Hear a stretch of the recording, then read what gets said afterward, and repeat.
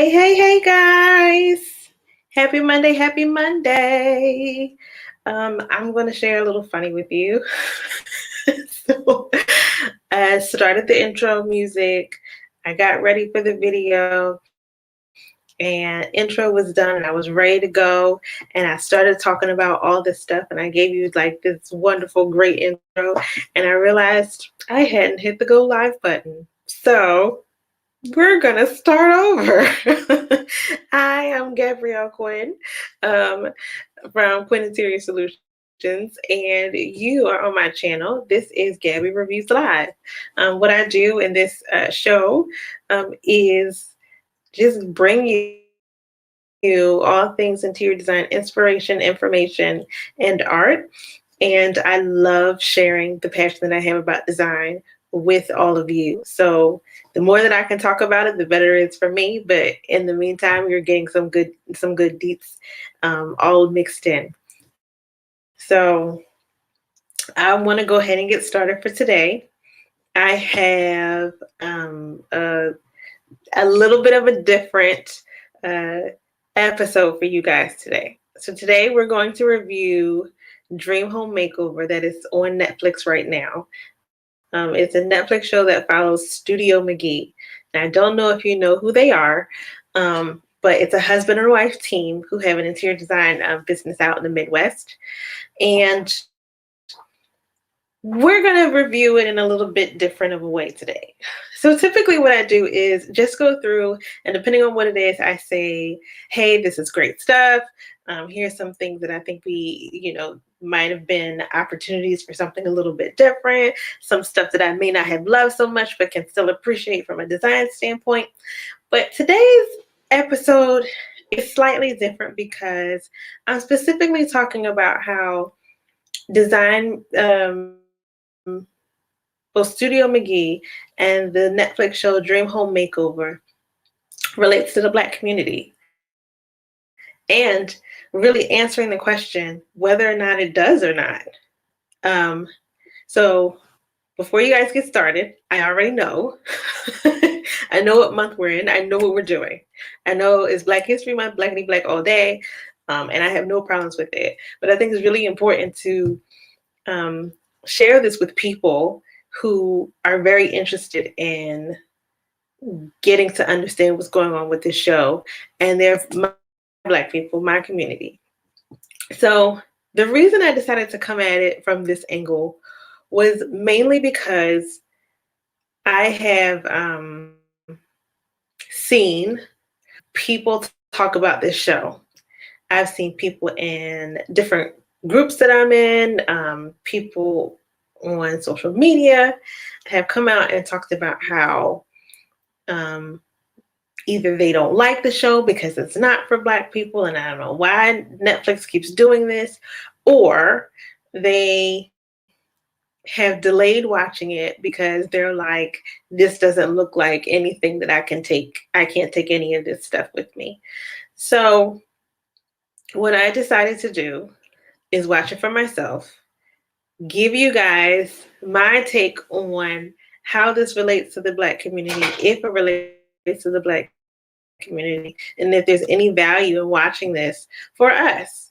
The truth of the matter is, we don't have any TV shows out there that feature Black homes right now. Let's just be honest. So we have to look forward to HGTV and shows like Dream Home Makeover or The Home Edit or all the fixer-uppers like Property Brothers and Tiny House and Staycation and all these different shows that feature a lot of different communities that are typically not us. So I think it's really important to talk about it, and I don't want to delay anymore. So let's just kind of get into it. Again, a little bit different. I have all of my notes here. I got like notes on this side. I got notes on this side. I'm pulling all my stuff together. And what I'd like to do is, one, give you kind of a synopsis on the show. and a little bit on the company. So Dream Home Makeover follows Shay and Sid McGee of Studio McGee. Studio McGee is an interior design firm based out of Utah. They also own another company, I think it's called McGee & Co., that does home furnishings and decor. You can buy from there. They have, from what I understand, they have been in business for 5, probably 6 years now. They have kind of taken design by storm in a way as a company and really set themselves up as a leader, which is why they got the show. I mean, you don't get a Netflix show just because. So same goes with the home edit. And I did the home edit a couple weeks ago. They started 100% online. I missed a little bit of how Studio McGee got started, but from what I understand, the wife decided to redo their home. They fixed up their home over a period of time, and then they decided to sell. And then once they sold, they moved to Utah. And then from there, they started doing, or really Shay started to do like friends and family. And then from there, she got some paying clients. And that's really how her business really got off the ground. So she takes care of all the creative stuff. She does client meetings and all that kind of stuff. And then her husband, Sid, from my understanding, he's a business CEO. He owns both the businesses. And other than that, I'm not really sure. That's all I got is he owns the businesses and he acts as the CEO. But they didn't really highlight what Sid does. So, I mean, he goes with her to client meetings and he's there at the end, but they didn't really highlight his involvement in the process. So he may do like the background stuff and some, things in the back that we don't get to see that aren't as fun as, being in the front and doing the designs. So that's the kind of summary of the entire show. What they do, I only watched the first season, by the way. I didn't watch the second season. I just wanted to get a start on whether or not this is worth going. The first season has 6 episodes. The second season probably has the same number of episodes, if not more. And they kind of do it that way. They did the same thing with the home edit where they split it up a little bit. So, but I think the home edit had 8 episodes total. So I don't know. I take that back. So anyway, they go to these clients' houses. There's 6 different clients. They go in, they get started. And in the midst of them taping the show and doing these 6 different clients, they were also updating their own home. They had bought a new home that was a new build, and they were working on that in between all of this. And it had family moments mixed in there. It kind of reminded me, it gave me a lot of fixer-upper Chip and Joanna vibes. A lot of Chip and Joanna vibes when it comes to like showing the family and showing the kids and getting all that stuff done. So very HGTV in the way that's presented. So there's that. That's the summary. So I'm gonna start. I'm not going to tell you right off the bat what I'm thinking as far as the answer is if this is for the Black community or not. Is it something worth watching? That's really the question. I think generally speaking, the clients for the most part aren't Black. The perspective for the most part isn't Black. So is there value in watching this? So I'm going to start with just my thoughts on what the design style is, what my thoughts on how the design flows and all that kind of stuff. So first things first, I kind of want to put up there is the style of Studio McGee is very contemporary traditional. And I say contemporary traditional, probably more so transitional altogether, is it's not super modern, but it has modern feel to it. There's a lot of geometry that's used. There's a lot of the clean lines. There's a lot of the very bright palette. They used a lot of white in the spaces, across all 6 spaces. There's a lot of white. There's a lot of brightness that's there. They soften it up. They don't go super formal. They don't go, well, I'll say they don't go super formal. I did find in a few of the homes a lot of luxe pieces and a lot of luxe finishes and materials, but they don't go super formal on a lot of the spaces. They do keep a casual look, but it's very clean. It feels very open most of the spaces, and they're all very simple. Simplified, focused, straight to the point. I feel like the show really focused in on decor and not so much the design. And I think it's because Shay isn't a designer. And the reason I say that isn't because, she said that she fell in love with it because she did her own house, because there are a few designers out there who did not go to school, who do not have official training, who are amazing designers. Hashtag Bobby Burke. Just going to leave that out there. But what makes me think that she's not a designer is when it comes to those design terminologies and those very big moments where she's looking at design itself. She doesn't have the language. She doesn't have the interaction, and it's not coming through. Now, if she does design and the production, propped it out, then that's production. But based on what was shown, she's not a designer. She's very good at understanding space. She's very good at decorating, and she's very good at decorating in a very specific style, which is that kind of relaxed, transitional, contemporary style. And that's where her strong suit is. So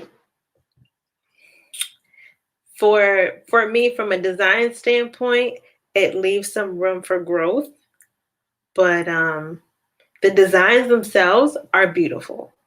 They really are. So I'm going to show you this. I just want to pull this up because I want to give you guys the opportunity just to see what they do. This is a kitchen, and I think it's their home. I think this kitchen is actually in their house. Don't quote me on that, but I do believe that this is actually in their house. And so this really is indicative of the kind of spaces that they create. And again, this is Studio McGee's website. This is directly from them. I'm not stealing nothing. So you have this wood door here, the very, very, very white kitchen, with this bit of a contrast in the island here. You have these wood stools here that are a little bit of industrial on the bottom. These little bits of greenery that are placed around to give a little bit of decor. Great use of decor here. The lighting gives a little bit of a contrast, nothing too sharp, nothing too intense, but a nice contrast so you can read it from the page, and it grows from there. Beautiful design, beautifully done. Craftsmanship is beautiful. And this is what you'll get. I think that if this is the style that you like, honestly, if you really like stuff like this, this would be perfect for you to watch. There's a lot of ideas in here. There's a lot of things that you can pull from. There's a lot to be desired. If this is what you want, You're going to get similar colors. You're going to get similar patterns. You're going to get these very clean cabinets that you have here. Here, let me just get even bigger. So in the back, you have like this shaker style cabinet here. All that. That's very clean with that clean marble that's back there. All that with these nice wood details. All that's back there. And this bit of gold. In the episodes for the first season, there were a lot of accents of gold here. So just keep in mind that that's really there. So one more look. And we'll move on and I'll get back to it. Now, when I think about like color and pattern and texture and all that kind of stuff, I personally love it. Everybody doesn't love it. Some people love neutrals. And if you're a neutrals lover, more power to you. Me, I want color, and not just another neutral color. I want color. Like I would take that kitchen and stick a bright blue, a crazy green, even a bright yellow, orange. I want a color in there because I like color. That's just me. I do. I love color. I love pattern. I like pattern and texture. The marble is classic. It's never going to go out of style from my perspective. Marble does not go out of style. It is a classic look that you can pull off, that if you're in a kitchen 10 years from now and you see the marble, it's not going to die. But give me a stronger countertop. Give me something that's a little bit more vibrant, that moves a little bit more. Give me something different. And if you're someone who looks at pattern, who looks at color, who wants to take advantage of those things, there's not a lot in Studio McGee as far as color is concerned. There's very limited pattern. It's like, if you've been in one, it's like walking in Restoration Hardware. Restoration Hardware, or RH, beautiful furnishings, lack of color. The color you get is in the wood. The wood tones, the brown leather, that's where the color is in Restoration Hardware. Restoration Hardware does not do color. Not a bad thing. They keep things neutral and they have a great clientele because of it. It's just the same moment. So if you like the bright red sofa, if you like the checkered pattern chair and all that kind of stuff, this is not where you're going to find that kind of stuff. The next thing I want to kind of just talk about are the clients that were presented. Now, I didn't say earlier, but spoilers, I'm not giving too much away, but we're at spoilers now. The clientele itself seemed to be somewhat diverse. Of the 6, there was one Black guy, a Hispanic couple, and another couple that may have also been Latinx or Hispanic, and I think that's it. In this season, the Black guy was a bachelor. He was by himself. Across all of this was one thing that I didn't like, and this is something that pops out a lot when you're dealing with Black people, their homes and their spaces, or Black people being shown on shows that are not run by Black people, that don't have Black people on the team. What I didn't like was, each space had a budget, and that was obvious. Every space had to have a budget. And they didn't really talk about budgets. They didn't give out numbers, except in the Black guy space. He's the only one where they gave the number for what the budget was. The only other number that was given was another client. It was a husband and wife team, and the budget was, they said it was a multi-million-dollar budget. It was, or over $1 million budget. When you have a budget that large, obviously, for obvious reasons, you're saying that you have a large budget. In the first episode, it was just like, it was a tight budget. But in the Black Guy's home, it was a $30,000 budget. Exact numbers. And I don't like that kind of thing.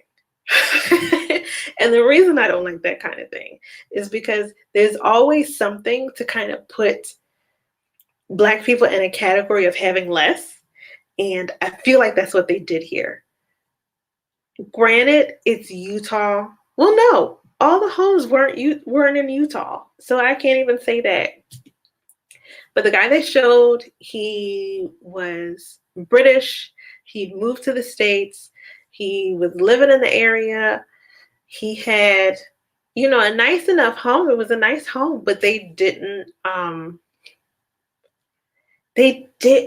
for me, give him the same attention in the episode as they gave everybody else.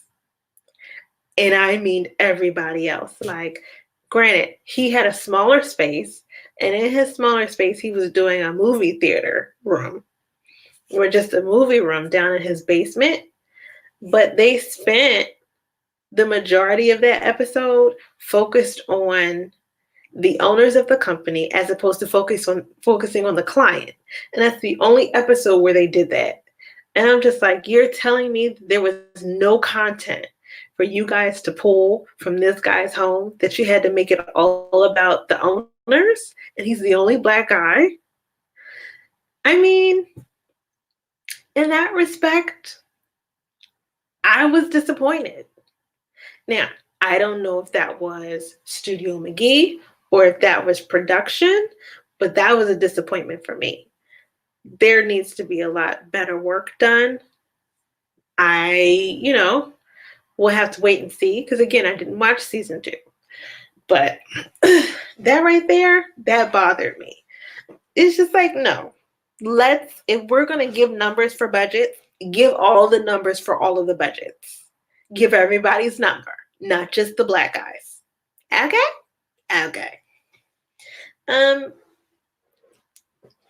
The other thing that I wanted to point out was the types of homes that they were doing. I think they purposely selected the homes that they did to create or to maintain the look that they want based on the portfolio that they've built, to say, this is Studio McGee, this is who we are. And so most of the homes were new or pre-updated. So what I mean by that is they were dealing with purely new construction or newer homes that weren't very old at all. And then the few that were old, they had already gone through the transformation to update the home, outside of one space where it couldn't be avoided because they wanted to take out a pillar or take out a landing. Other than that, everything had already been upgraded or was brand new. And so with that, you don't have any of the, I guess for production purposes, you don't have any of the remodeling issues and going back and forth. Like, for instance, if you're doing fixer upper, they, come into problems constantly. They show you some of the construction process and all that kind of stuff. And this thing, they didn't go a lot into detail with the construction process. They really focused on the meeting the client, picking out a color or a swatch or something in between, maybe a paint color, maybe a tile in between, and then the end result, and pulling the end result together with all of the decor. So, given that it doesn't speak to the average home, which is 50 years old. They did have one home that was really old. It was like an 1800s home. But again, it had already been upgraded and renovated. So the character had already been maintained. So they were coming in after most of the work had already been done. So you can kind of see where their focus is. When you're focused on new construction, it's easier for you to be able to get in and get out. It's easier for you to be able to move through things a lot more quickly than it is to do like a remodel. So there's that. With all those things, I would say that this show is great if you are someone who really loves a neutral palette and really loves that transitional contemporary style. This is a perfect show for you because there's a lot for you to see. Outside of that, this isn't something that adds value to the Black community in general.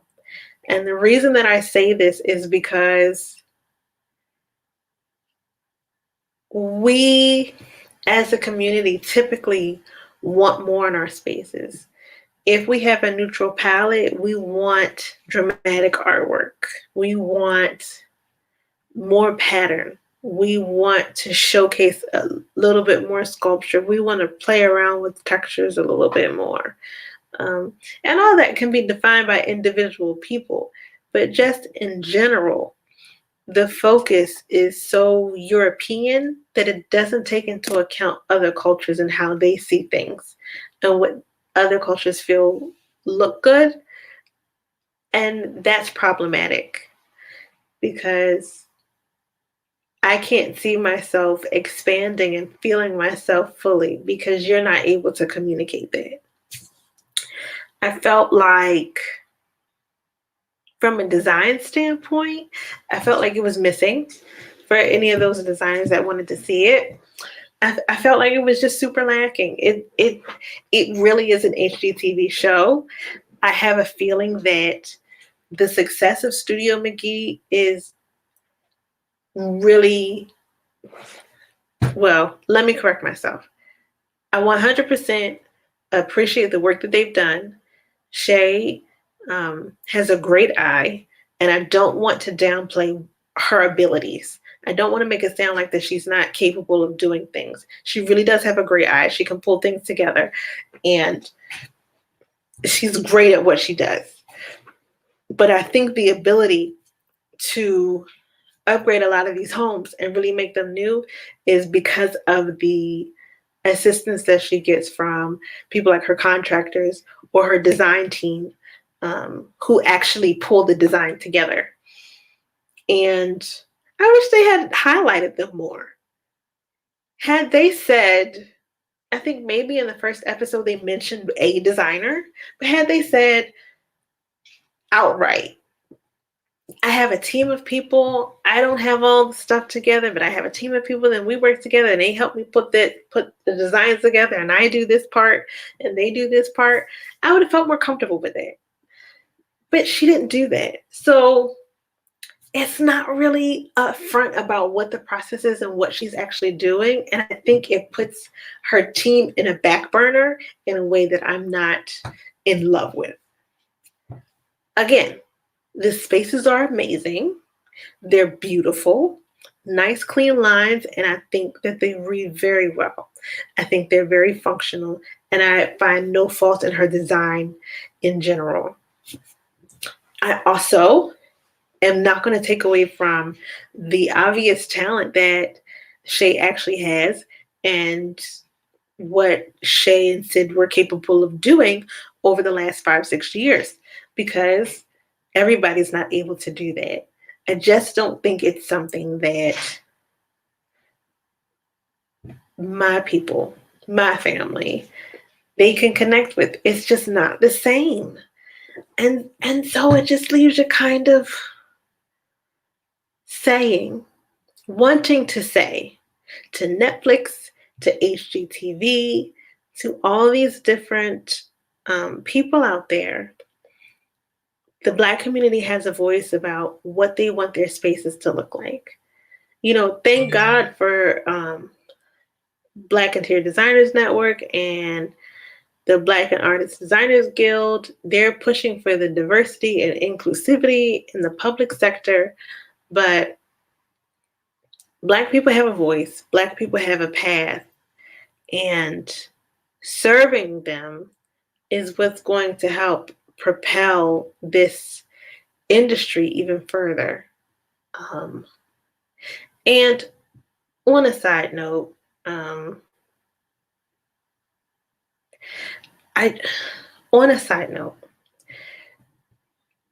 it's problematic to see Shay come in and say, yes, designer, I'm a designer, I have a design company, this is my design team, and then to be so focused on just the decor that you're not focused on the design elements. And that is problematic because that's exactly why people don't understand the difference between a designer and a decorator and an architect, and they get it wrong constantly. And it's a thorn in the side of every designer that's out there. Just throwing it out there.